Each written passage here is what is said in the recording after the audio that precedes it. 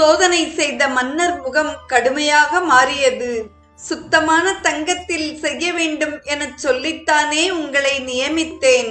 சிலையில் சிறிது செம்பை கலந்து என்னிடம் நம்பிக்கை மோசடி செய்யலாமா என்று கடுமையாக கேட்டார். சிற்பிகள் பயந்து நடுங்கினர். அரசே, நாங்கள் எவ்வளவோ முயற்சி செய்தும் அந்த சிலையை எங்களால் செய்ய முடியவில்லை. அம்பலவர் அடியார் ஒருவர் வந்து இந்த சிலையை செய்து கொடுத்தார் என்றார்கள். மன்னர் திகைத்து விட்டார். அடியார் செய்தாரா? அவரை இழுத்து வாருங்கள் என்று கட்டளை பிறப்பித்தார் மன்னர். உடனே பணியாட்கள் கருவூரார் இருக்கும் இடம் சென்று அவரை அழைத்து வந்தார்கள்.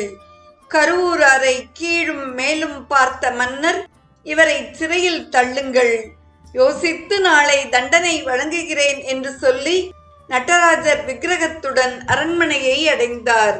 அங்கு